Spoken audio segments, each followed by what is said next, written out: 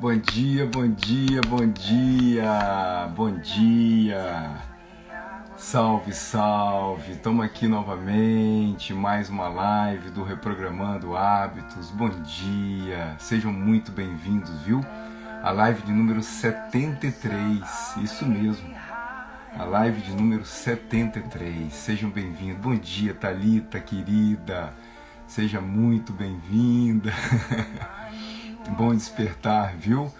Bom dia, Gu, querido.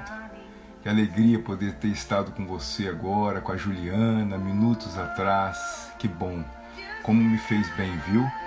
Bom dia, meu convidado já chegou. Bom dia, professor querido Manuel. Seja muito bem-vindo. Bom dia, Jana. Já vou colocar aqui o Manuel para dentro aqui para a gente aproveitar todos os momentos com ele. Espera só um pouquinho.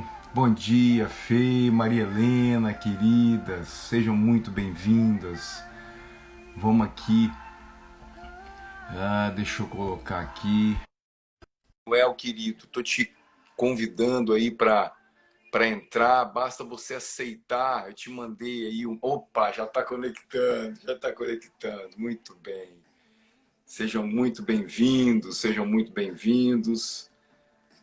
Nosso convidado aqui do Reprogramando Hábitos. Eu também estou muito feliz por isso, viu, Jana? Muito feliz mesmo por essa oportunidade aí de estar com o Manuel. Vamos ver, está dizendo aqui para mim que está conectando. Vamos ver, Marli. Acho que ele está chegando. Você me escuta, Manuel? Deixa eu baixar aqui um pouquinho. Querido, bom dia! Tudo bem? Bom dia, tudo Opa! jóia? Te vejo, te reconheço, te escuto. Seja muito bem-vindo, querido. Que alegria poder ter você aqui. Sobretudo, muita gratidão por você ter despertado tão cedo aí, rapaz. Eu sei que não é, eu sei que não é comum, né, para muitos de nós aí, mas que bom você ter aceitado esse convite nosso, viu, Manuel? Seja muito bem-vindo mesmo, querido. Como é que você chega aqui para esse momento? Eu chego alegre e motivado, entusiasmado. Que bom, querido. Tem alguns alunos seus aí. A Juliana Vasilian teve conosco agora há pouco, um trabalho lindíssimo com o Gustavo e falou da alegria, né, de receber o professor dela. E eu também me coloco aqui com muita gratidão por ter sido seu aluno nessa trajetória que foi de tanta importância na minha vida da psicologia transpessoal. Nós estamos, Manuel, desde o dia 23 de março, se não me engano, fazendo lives aqui de manhã, nos conectando com pessoas que de alguma forma têm se doado, né, para poder realmente contribuir nessa caminhada, nesse caminho aí, nessa trilha chamada vida, né? E quando eu recebi o seu aceite para estar aqui conosco, e quando você teve a oportunidade, aí, através da sua intuição, de trazer esse tema da neurociência diante de algo que nos desconforta tanto, muitas vezes, trazendo estresse, né? A possibilidade da superação diante do estresse. Eu vi com É, muito bons olhos, porque, na verdade, eu sinto que todos nós estamos sujeitos a lidar com isso, né? Então, assim, eu te acolho, te recebo com muita gratidão. Vou te apresentar aqui para os queridos que já estão conosco aqui nessa caminhada. Manuel Simão foi meu professor na Lubrate, no período da psicologia transpessoal, da pós da psicologia transpessoal. É psicólogo, psicoterapeuta, mestre em neurociências, coordenador da Lubrate em São Paulo, coordenador também da Unipaz. Então, uma pessoa que tem escolhido usar do seu tempo de uma forma muito linda, sem demagogia alguma, para que ele possa realmente contribuir com a vida das pessoas. Então, Manuel, essa casa é sua. O Reprogramando Hábitos é um espaço, né, da Márcia, do Gustavo, meu, onde a gente é, procura realmente contribuir para que as pessoas possam, através do hábito, nessa caminhada, ter uma vida mais leve, mais consciente, né? Então, assim, sinta-se super em casa mesmo, viu? Seja bem-vindo, meu querido. Que bom, muito obrigado por estar aqui. Agradeço aí também a quem está por perto, a Márcia, Gustavo, você, nessa conferência internacional, né? Quando nós estamos absolutamente conectados e poder perceber que realmente as fronteiras, elas são ilusões, como dizia Pierre Rivail, né? É um universo sem fronteiras e isso é o máximo. E é desse universo sem fronteiras que a gente também quer estar colocando aqui. O tema, ele conversa muito com o próprio título do Instagram, Reprogramando Hábitos, é absolutamente coerente com o que a neurociências tem colocado. Óbvio que nós temos duas grandes vertentes das neurociências, né? Tem uma visão mais materialista e comportamental, mas que, em síntese, vem nos demonstrar, né, que uma prática constante de uma nova atividade, de um novo comportamento, de um novo pensamento, ela redireciona sinapses cerebrais, estruturas sinápticas cerebrais, ativando determinadas áreas, onde vai ficando muito mais fácil um novo comportamento, pensamento e um estilo. Mesmo que isso leve um treino, a gente fala em treinos de 21 dias, de 49 dias, etc. Mas, com certeza, dentro de um olhar das pesquisas em neurociências mais tradicionais, isso é demonstrado em função da neuroplasticidade.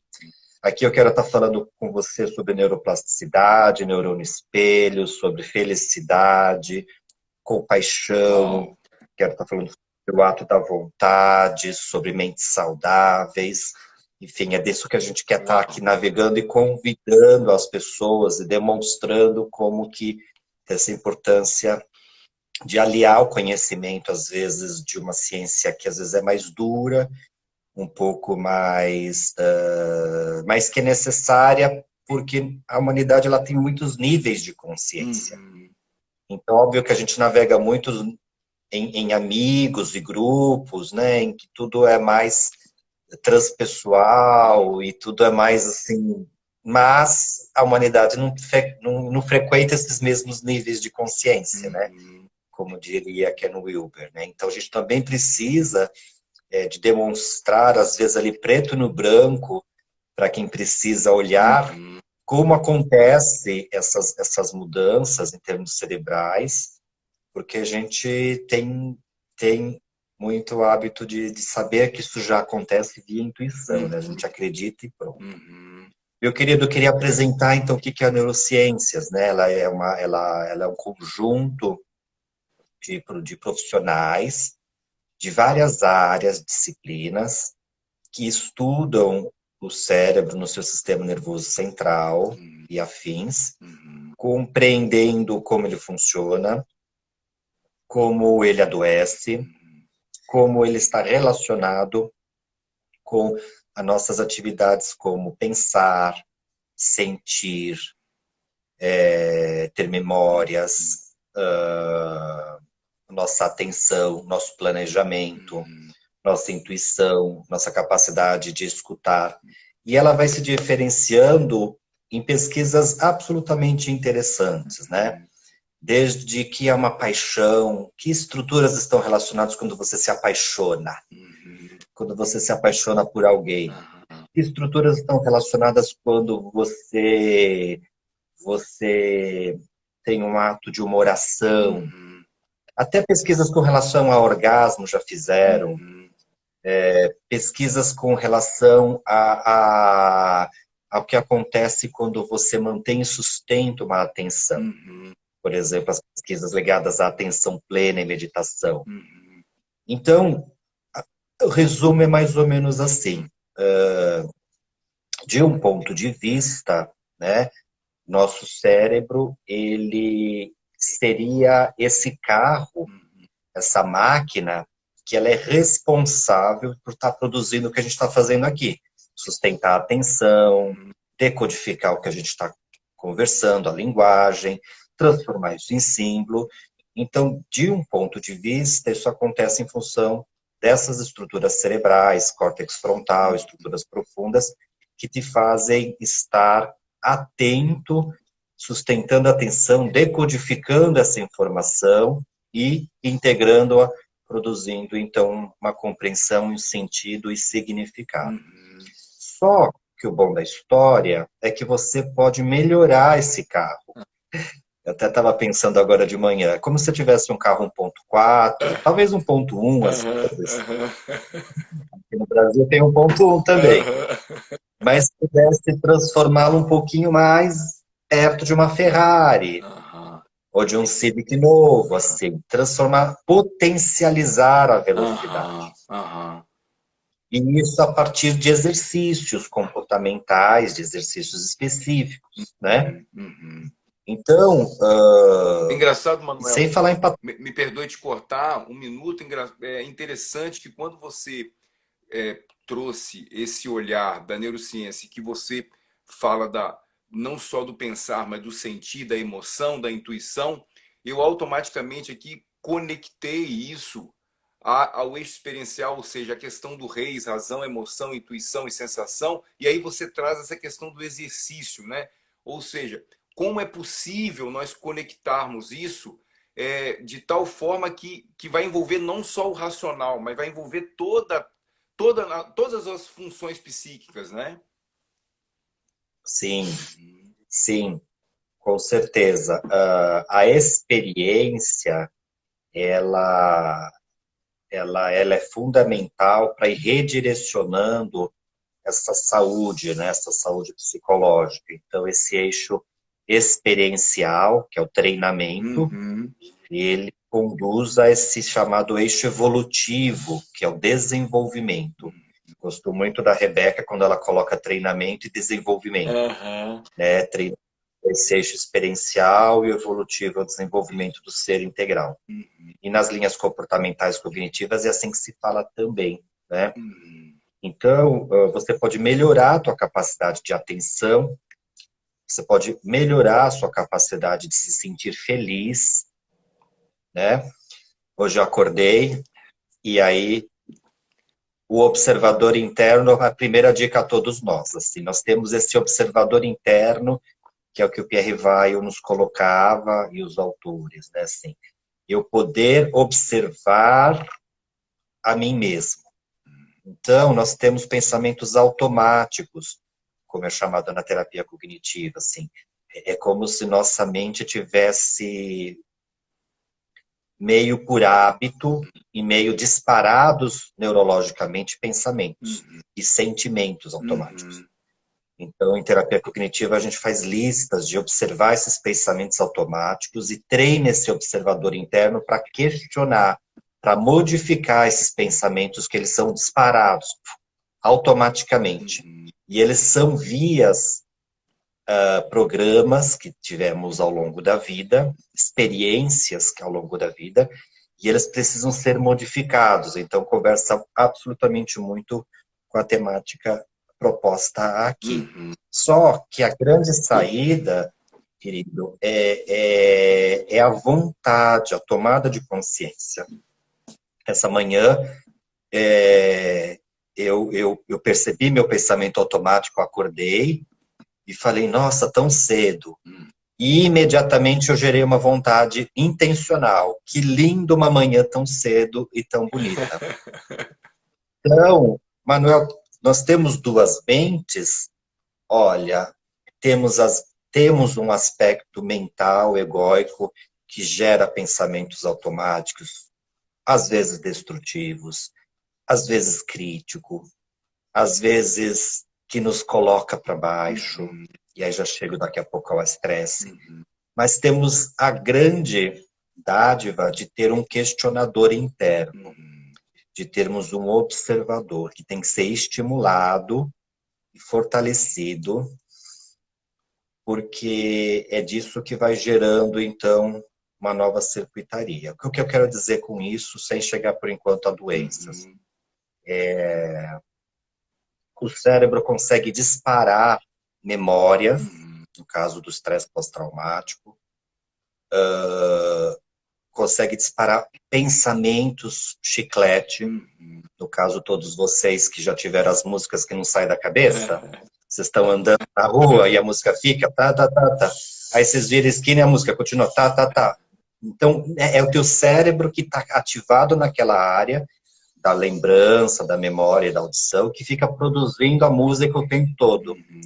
Aí vocês perguntam, como é que a música saiu da cabeça? Quando você escolheu mudar o foco.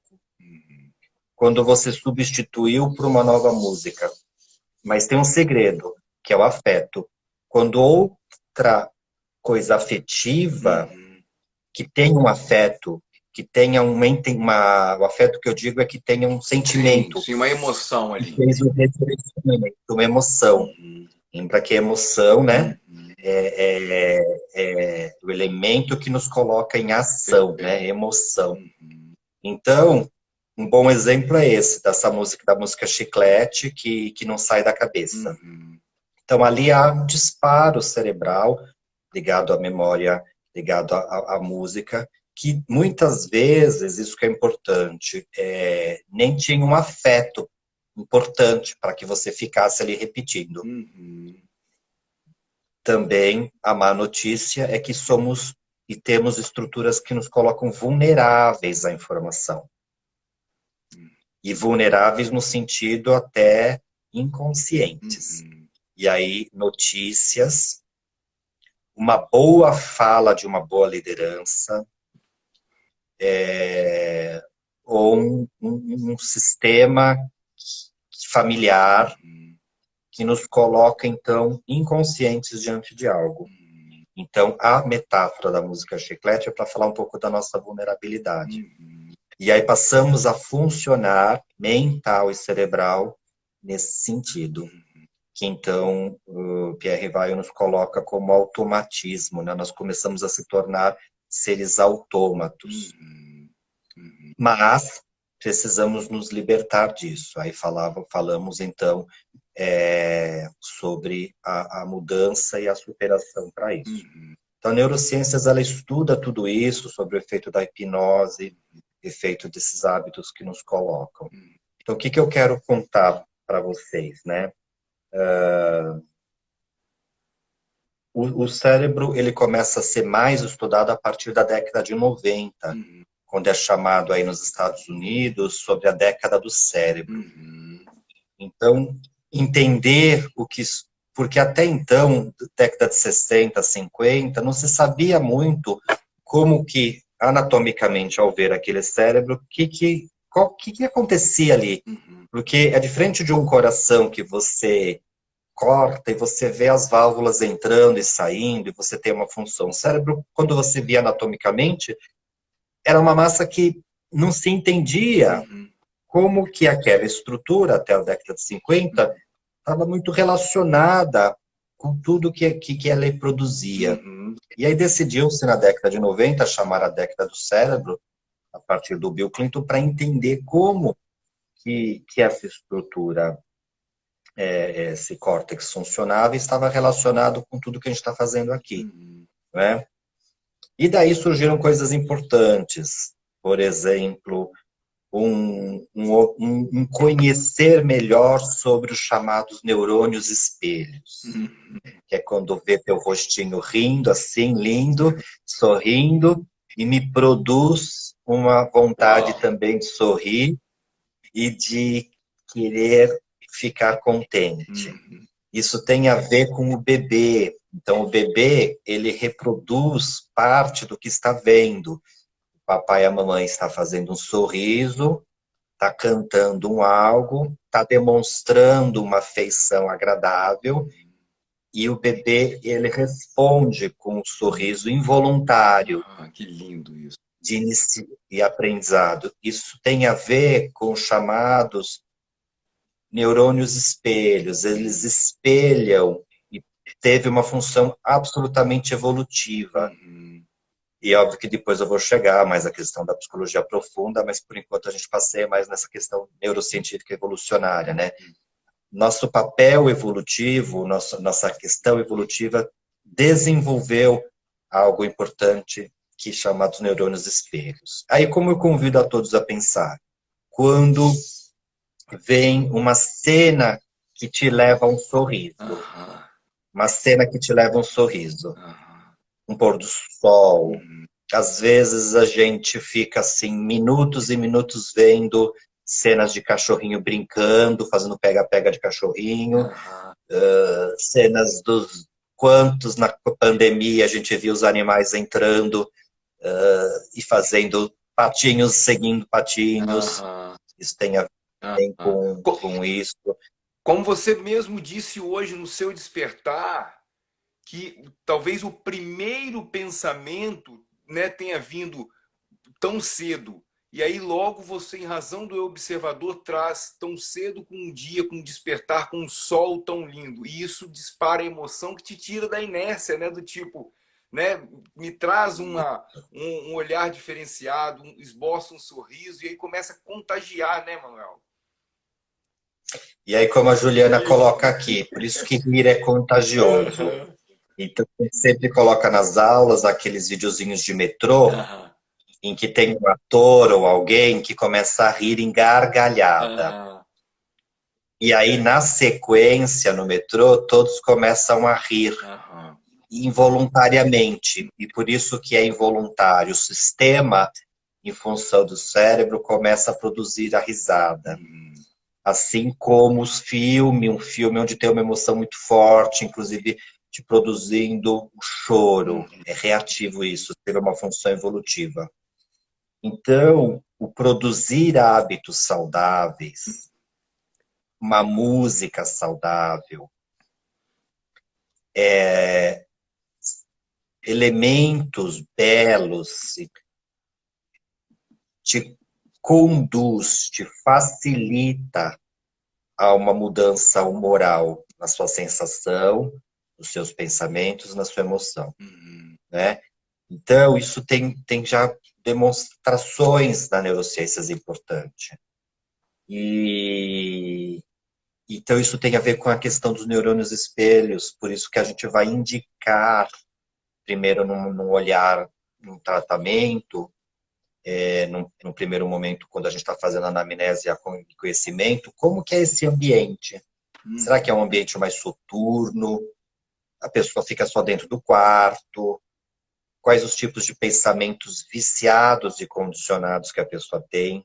E tem, não porque ela quer, porque vai se condicionando assim. Então, primeiro, a pessoa tem que fazer aquele check-up, que é aquele reconhecimento e aquela identificação de como ela se encontra, para poder fazer, então, através de sugestões e orientações, esses pequenos ajustes de ambiente fora e, óbvio, de ambiente dentro, para que isso se estruture num novo condicionamento, num novo hábito e tudo mais.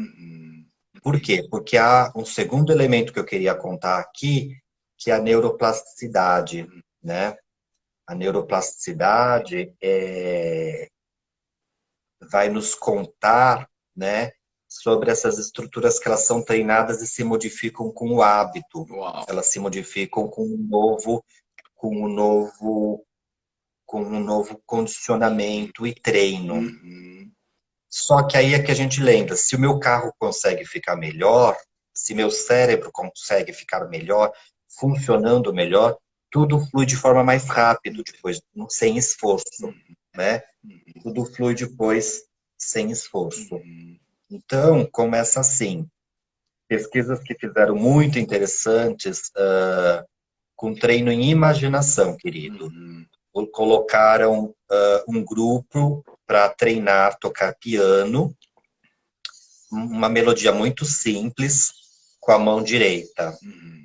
E depois pediram a um outro grupo para imaginar tocando o piano, a mesma melodia, com a mão direita, tocando, imaginando, tocando o piano com a mão direita, e pediram por 10 dias para que o grupo que não sabia tocar piano tocasse o piano mexendo a mão, e outro grupo imaginasse tocando esse piano, aquela melodia, e aí fizeram uma pesquisa antes e depois.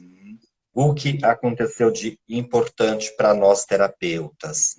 o grupo que tocou, então fez uma atividade motora, teve as estruturas ligadas à área motora, comparando antes e depois, ou seja, depois essas estruturas motoras elas estavam mais ativas, porque você treinou realmente fisicamente. Sim.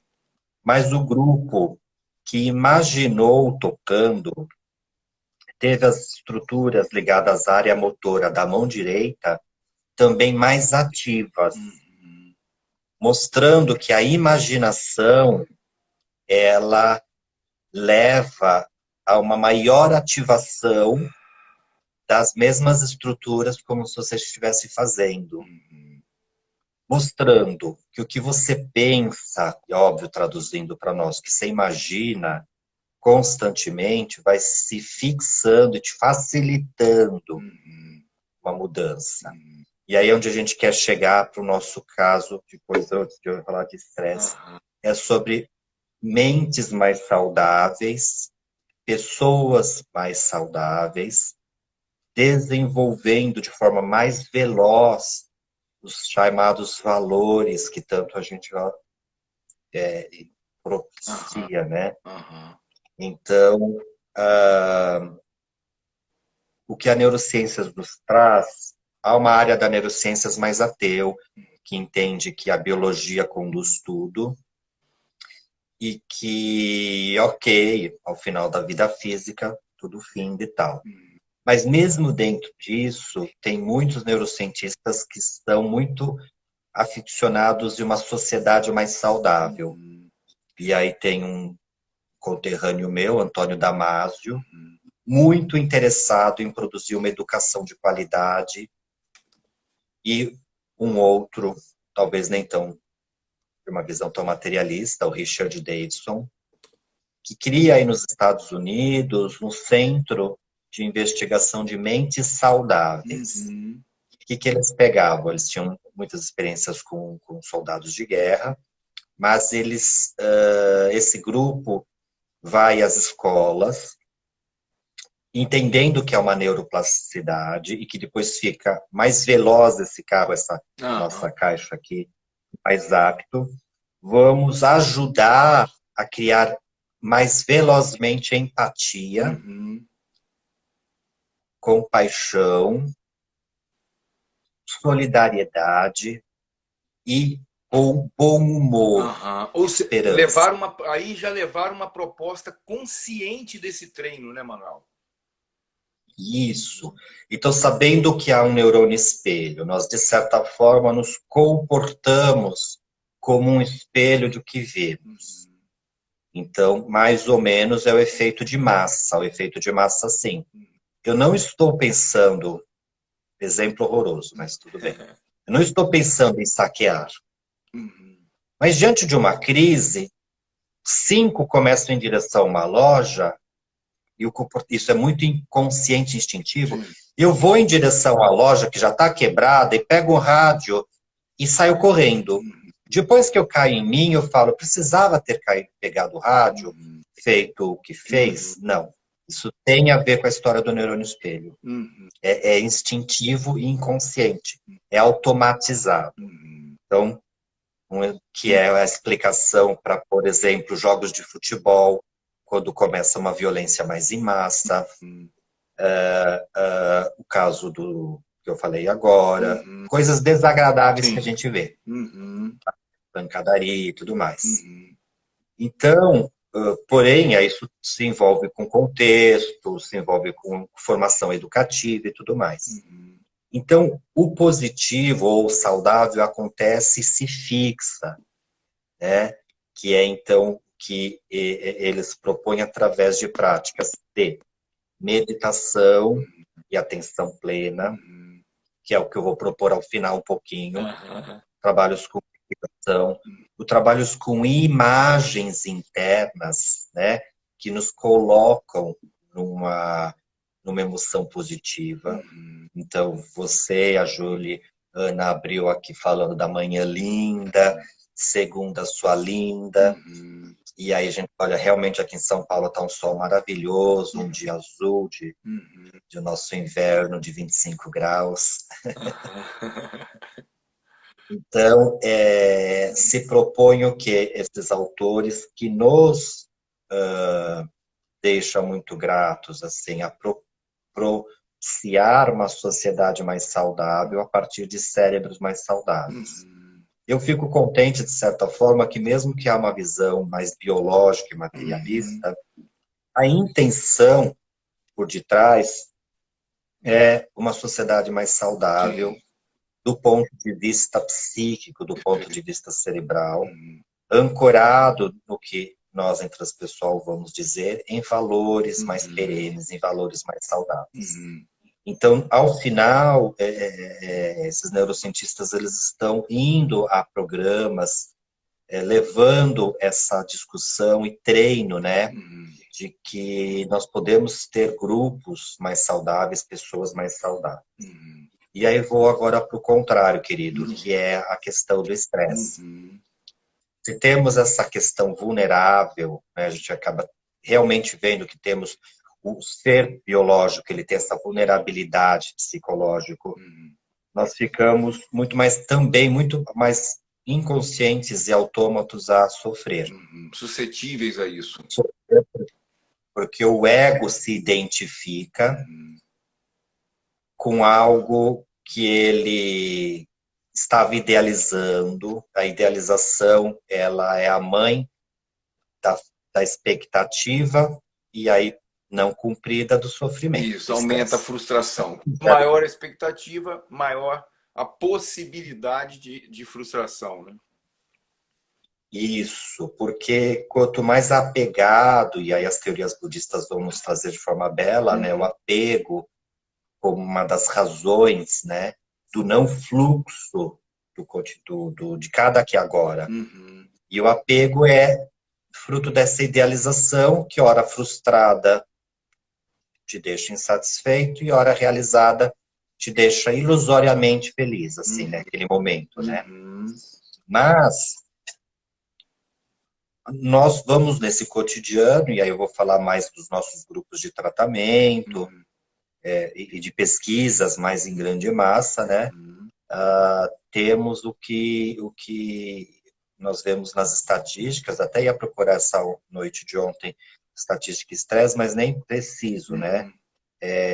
Uma onda de estresse enorme, né, em termos que estão associados às doenças em geral. Então, o estresse é uma reação adaptativa, que ela mesmo se o estímulo é positivo ou negativo, né, porque o tempo todo estamos adaptando, e ela é permeado pela mente. A mente é no sentido de que ela, com a minha personalidade, né, meu eu tem uma personalidade, isso vai mediando, eu já explico como, né?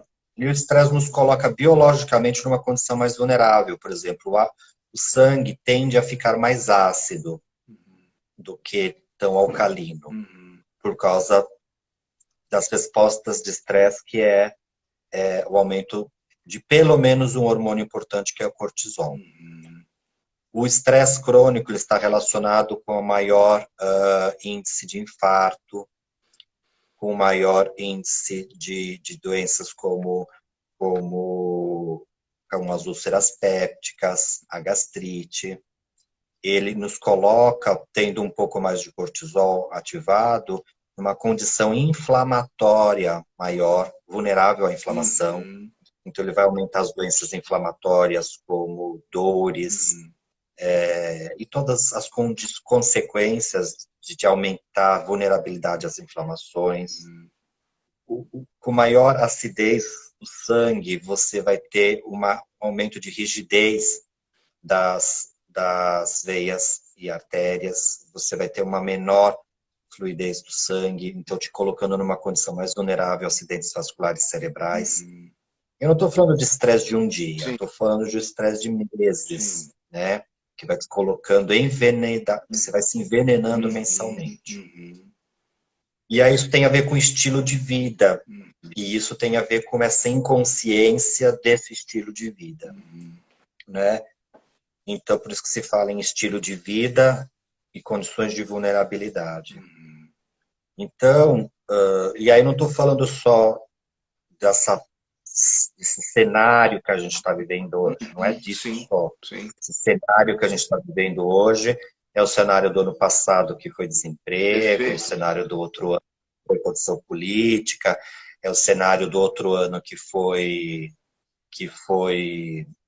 um trabalho que eu Perfeito. preciso entregar porque eu tenho um chefe, Perfeito. e esse chefe, e é um cenário de uma insatisfação, tá numa empresa onde eu não estou com a vocação ali. Uhum. Então, E muitas e é o vezes, cenário de estado. desculpa, Manuel, me perdoe, muitas vezes nem existe claramente esse cenário, algo contextualizado, e eu sinto algo que muitas vezes me leva a esse estresse que eu não sei nem dizer o que, que é, mas na verdade é como se eu sentisse realmente o vazio, a falta, e que me levam a uma indignação do meu estado, né?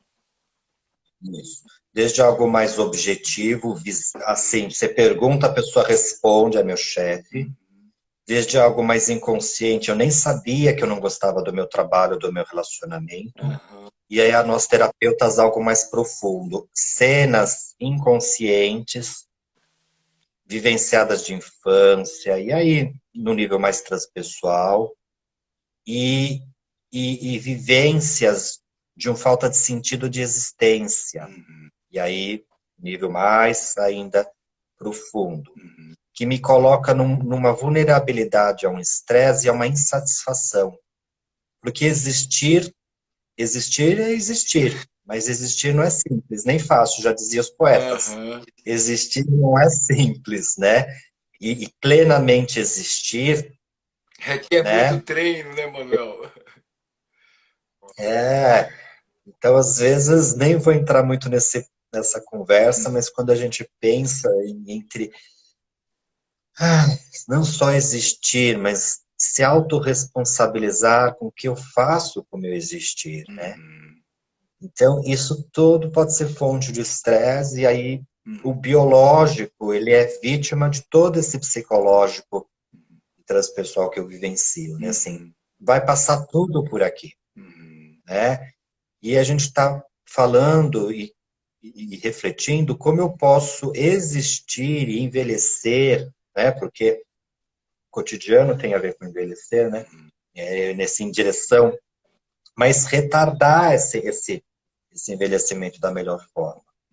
Então, o estresse, querido, ele está correlacionado a uma série de, de, de mecanismos, né? Que eu estava dizendo. Porém, é possível ter recursos para minimizar isso, né? Uhum. E aí, esses recursos eles vão ser a partir de treinos, chamada psicoeducação, eles vão sendo a partir de práticas, né? Uhum. E o que a gente chama de escolhas. Uhum. Então, muitas vezes a pessoa nem se dá conta. Então, você é chamado para uma consultoria e aquela empresa, ela está num pé de guerra e ela nem se percebe direito. Você ajuda aquela empresa a fazer um mínimo mapa do que está acontecendo e descobre que ali tem um clima organizacional, um clima de tensão, e essa tensão ela não é medida. Uhum. Mas com certeza se medir os estressores de temperatura, pressão sanguínea, está tudo alterado. Sim. E aí você vai propor uma dinâmica, um elemento que ajuda a identificar o que está se passando, para poder fazer uma transformação, uma transmutação daquilo que se encontrou. Uhum. E aí as pessoas vão passar a ter melhor gerenciamento daquilo e a coisa melhora, né? Isso eu estou falando num um exemplo hipotético aí que a gente quer parte do nosso trabalho. Uhum. Então, se somos vulneráveis a acreditar em coisas, a estarmos estressados, etc., precisamos de ferramentas para estar gerenciando o nosso existir. Uhum. Parte dessas ferramentas é novas escolhas, né? Novas escolhas. Uhum. Ah, mas se existe então neurônio espelho e o facilitador vem a ajudar-me a despertar e me incentivar a ter novas escolhas, isso já é meio caminho andado. Uhum. Sabemos que uma boa liderança, sabemos que alguém que traz um entusiasmo, uma informação coerente Uhum. e saudável já é parte de me ajudar a despertar, a acordar para que é possível. Uhum. E depois o segundo ato importante, vem da psicossíntese, que é a vontade. Uhum. A vontade, ela é um atributo do nosso eu, é uma dimensão psíquica importante, é uma função também da consciência, segundo a nossa Jolie, Uhum. que vem nos colocar como o que vai sustentar se manter na nova escolha. Uhum. Porque a nova escolha, eu viro para a direita, já me distraí de novo. Uhum. Voltei para o YouTube, olhei para o negativo, se eu tenho uma tendência de personalidade negativista, Uhum. já perdi. Uhum. Então eu preciso me sustentar pela vontade. Uhum. E a vontade não é um remédio biológico que eu tomo, Uhum. é uma manutenção. E aí vem a terceira boa notícia. Uhum. Uma vez que eu treino essas novas escolhas, fortalecendo-me pela vontade, eu modifico as estruturas cerebrais que me condicionavam no negativo. Uhum. E aí vai ficando cada vez mais fácil, a partir do reprogramando meus Reprogramar, hábitos, perfeito. de disparar rápido. Uhum. O que era esforço no início vira fácil depois, porque eu modifiquei. Uhum. Júlio Pérez, um grande amigo meu aqui de São Paulo, no início dos anos 2000, Uhum. finalzinho um pouco dos anos 90, eu estava bem perto dele, nós estávamos estudando a psicoterapia e a neuroimagem antes e depois da psicoterapia. Uhum. Então a pessoa vinha para a psicoterapia, observava ela contando de um determinado problema, traumático ou não, e observava as estruturas ligadas à atenção, à memória, à narrativa. Uhum. Depois de 3 meses de terapia, a pessoa relatava a questão e observava que as estruturas de narrativa estavam mais claras, ou seja, a linguagem, a forma de eu conceber as minhas questões, a emoção muito mais hipoativada, mostrando que terapia mudava estruturas cerebrais. Uhum. Então, transpondo para uma mudança comportamental e de hábitos, isso cria uma circuitaria diferente. Uhum. E isso é importante porque um nível da população, um nível de faixa das pessoas, elas precisam entender isso mais concretamente. É como falar, olha, está faltando serotonina, por isso que você está deprimido. Uhum. Mas existe essa serotonina? Existe. Então, às vezes, precisa ir por um caminho para que você, às vezes, mais objetivo, Uhum. porque nós já temos essa questão da subjetividade muito forte. Sim. Então, a vontade. Ah, mas como faço então com a questão da vontade de ser feliz? Como eu faço para superar os efeitos do estresse, né? Porque estresse ele é uma condição natural da natureza, Uhum. né? Que é chamado a natureza tem estresse.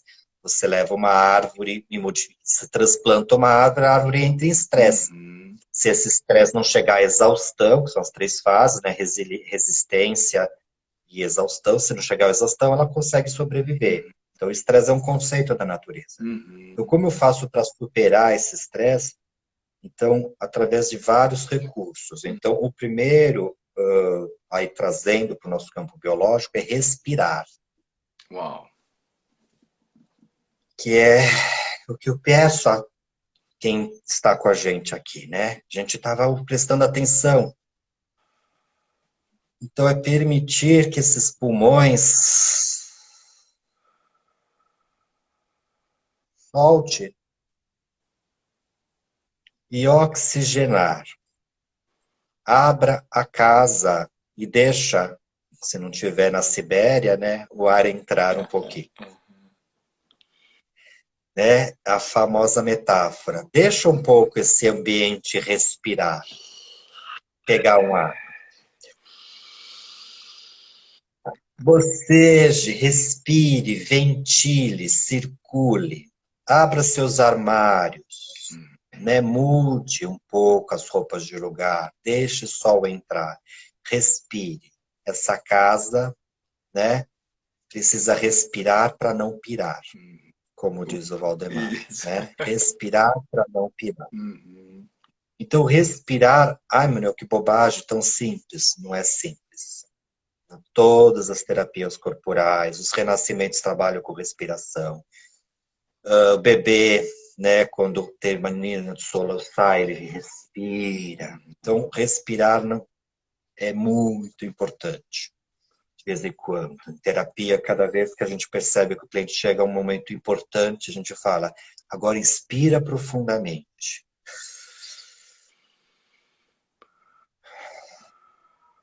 As terapias naturais todas vão trabalhar com a respiração, de certa forma. Óbvio que aí não precisa ficar entrando muito em explicações biológicas, como aumento de oxigenação no córtex pré-frontal, isso vai aumentar a claridade, a oxigenação, melhor raciocínio, isso vai ampliar percepções sobre o que eu não estava enxergando e por aí afora. Respirar.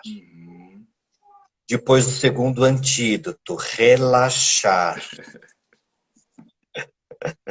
Relaxar sem precisar estar dizendo necessariamente meditar, Ah, né? E aí, como a Viviane também coloca, esse respirar consciente, ela está associada a 10 minutos de relaxamento com essa respiração por dia, 2 vezes por dia. Equivale a um grande remédio. Mas relaxar não é só ficar pensando em bobagem nem ficar de qualquer jeito. Existem técnicas, existe um treinamento. Estou falando aqui a partir de uma perspectiva, inclusive, comportamental. Ah, é fácil de relaxar? Não. Você tem o cliente, você pede para ele relaxar, ele fica tenso. Tem um mecanismo ao contrário, já viu isso? Relaxa. Aí a pessoa fica tensa. Relaxa. Aí fica balançando. Relaxa, não consigo. Relaxa. Então, relaxar envolve também um treino, que é a chamada resposta de relaxamento, que o médico chamado Dr. Benson observa na década de 70, e aí ele cria essa terminologia, resposta de relaxamento. E aí você vai ter uma diminuição de cortisol, pressão sanguínea, e aí é um disparo em cadeia. E o relaxamento consciente, como a Viviane coloca, é consciente por quê? Porque ele é mediado a uma vontade. A consciência é porque vai envolver a atenção. Estou atento ao que está acontecendo. perfeito. E estar atento é atento assim, eu percebo que o meu ombro abaixa. Eu percebo a diferença entre tensão e relaxamento. Uma técnica comportamental que a gente faz é tensionar e soltar. Isso é para criar uma resposta de aprendizagem. Saber o que é tenso e saber o que é solto. Porque se eu estou tenso, você está tenso? Não. Você não está tenso? Não. Então tensiona mais um pouco. Agora solta. É diferente. Então, estar tenso é não saber que eu estou tenso. Então, você cria uma medida de diferença, né? Entre tensionar mais um pouco e soltar. Para que depois eu possa perceber conscientemente que eu estou tenso, eu posso fazer um pouco assim. Isso é muito simples, mas é muito poderoso, né? Então, eu estou falando dessa segunda parte que vai me ajudando cerebralmente a prestar atenção nas diferenças, né? Óbvio, sem falar dos pensamentos negativos e sem falar do estado corporal. Então, relaxar, primeiro respirar e aprender a relaxar e se concentrar. E o terceiro, um efeito mais psíquico, antes de chegar mais no transpessoal, que é o efeito de prestar atenção no que você produz mentalmente de ideias e pensamentos. Então, quando estamos numa questão mais psicopatológica, que é a depressão, é muito mais difícil. Mas aí a gente está falando dos 20% a 15% da população que adentra uma doença mais psiquiátrica. Só que aí nós temos ainda 80% de nós, da grande população, que tem efeitos mais, vamos chamar, adaptativos e neuróticos, que a gente pode observar esses pensamentos. Sim, antes de chegar à exaustão, né? Antes Antes de de chegar à chegar à exaustão. No exaustão, caminho, eu posso ter essa intencionalidade de trabalhar a respiração, o relaxamento, antes de chegar a esse, por exemplo, essa necessidade de atenção plena, né, aos pensamentos. é. Então, a exaustão é quando realmente você coloca-se num colapso, só que nós não vivenciamos isso o tempo todo, né? A gente está sempre no mecanismo ali de estresse, que é a adaptação, e antes de chegar nisso, você pode observar seus pensamentos, né? Então, eu sempre, às vezes, coloco aquela cena. Quando eu estou cansado, eu mesmo, quando eu estou muito cansado, eu começo a ter uns pensamentos que não me pertencem, de desistência, de saco cheio, de isso não vai dar certo, de não querer continuar um projeto. E eu já percebi, muitas vezes, que tem a ver com cansaço, com estresse. E aí eu imediatamente gero um pensamento, descansa, espera, não decida agora, vai dormir, vai relaxar, tomar um banho, vai distrair. Espera o dia seguinte. Aí tento me esforçar lá no projeto que eu tiver, e no outro dia o pensamento desaparece, o humor muda, passa como um passe de mágica. Faltou descanso, Que rico, faltou, Manuel. faltou abraçar alguém, faltou mudar o foco. Então, é muito real quando a gente está muito desgastado, produzirmos ideias e pensamentos que não pertencem à minha identidade. Só que não percebendo isso, eu posso ficar num ciclo vicioso por semanas. Que é consequência, na verdade, de um momento de desequilíbrio das minhas partes, de fragmentação, né? E aí, se eu não percebo, eu Isso. vou para a exaustão sem absoluta consciência, né? Porque eu não parei nem sequer para respirar, né? E fragmentado, eu fico vulnerável ao meu pior e posso colocar de forma coletiva um grupo vulnerável, né? Então, essa necessidade de estar consciente de que eu posso ter breaks, né?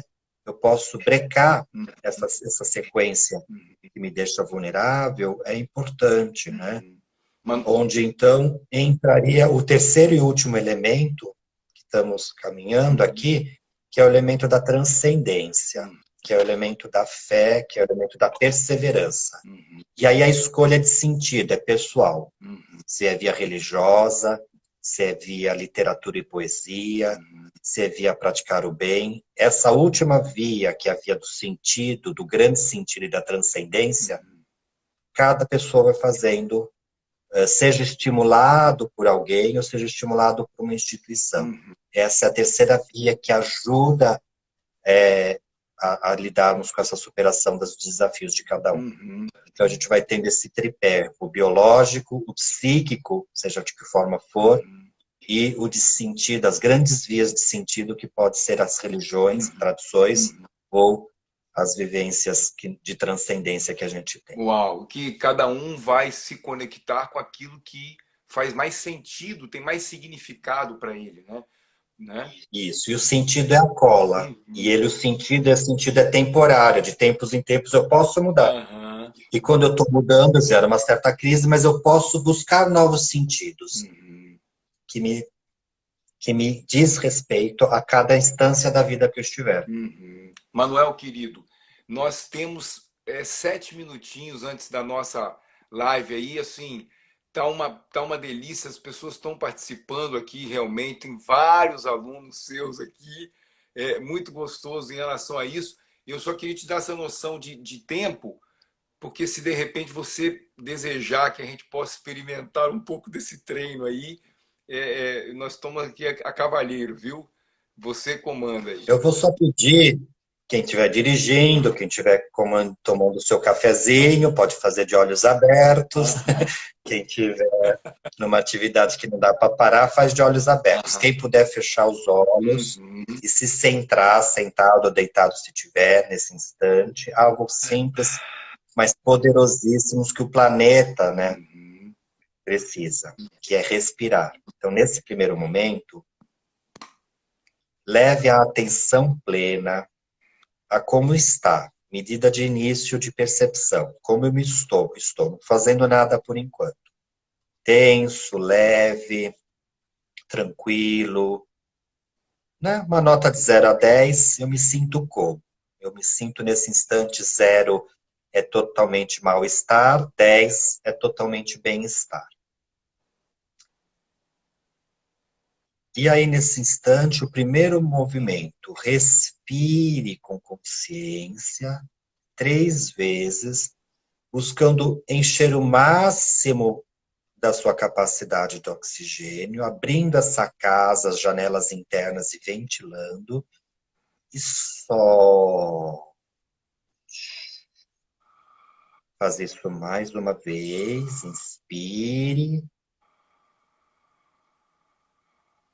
só. Agora, na terceira, pense na palavra alegria.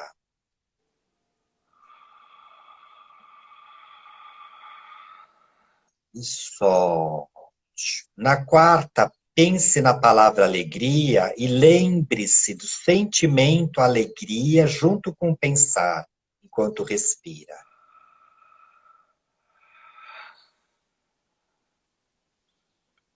E na quinta, pense na palavra, sinta e imagine-se no que te dá mais alegria nesse instante, mas imagine-se com toda a vontade. Escolha imaginar-se e veja em detalhes no seu corpo, na cena, no cenário, seja real, seja uma memória, seja um futuro, seja o que você vai propor-se hoje. E para finalizar, essa última respiração, inspire com o corpo todo, com alegria, com o cenário. Se puder, faça e se for possível essa alegria acontecer hoje como uma escolha. Escolha alegrias simples e fáceis de se realizar. Se dê conta o que o corpo sente, que estado emocional é esse, dê uma nota agora de 0 a 10, comparando ao início. Veja se a sua nota aumentou. 0 nada, 10 totalmente alegria e bem-estar. Perceba se ela aumentou. Leve a consciência e a atenção no centro do teu corpo, no timo, numa glândula que tem no centro do peito. E ali perto da barriga, onde a gente dá risada, aquela risada gostosa com alegria. E vê se tem uma sensação começando a acontecer, como se estivesse disparando uma química. Ela pode ser condicionada, ela pode ser mediada, você está se medicando. Esse é um importante remédio, que você pode se estimular 10 vezes por dia, se medicar. Isso vai te fortalecer nos seus projetos, nos seus programas, nos seus convívios. Que isso esteja sendo estimulado por um nível muito superior de consciência, por um algo muito mais elevado. E fizer isso várias e várias vezes, por muitos e muitos dias, todo o teu dia a dia fica mais fácil, você se torna mais resiliente, mais adaptável e com certeza você está fortalecendo valores e virtudes dentro de si. Abrindo os olhos.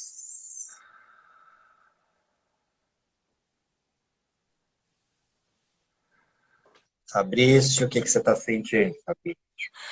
Que Rapaz. imagens de alegria você Ô, produziu Manuel, aí? fui lá na minha filha, cara, que está aí em São Paulo aí, que tem um dos talentos com os quais eu sou apaixonado, que é o positivo. E nossa senhora, que delícia rir com ela, Então, sabe? Que o delícia. que você vai fazer hoje para satisfazer essa alegria? O que você vai fazer hoje que é uma escolha saudável para Agora, você? eu vou te falar o seguinte, olha só, eu vou te pedir um minuto, porque com muita alegria eu vou derrubar a live, porque senão não vão perder ela para salvar. E vou chamar todos vocês aqui. Nós estamos com 30 pessoas agora aqui que voltem conosco para que a gente, com muita alegria, possa se despedir, Manuel. Por favor, você me dá mais um minutinho? É um minuto só para a gente não perder essa live, porque a gente precisa que isso fique conosco aqui registrado. Um minuto a gente já volta, tá? Um minutinho só.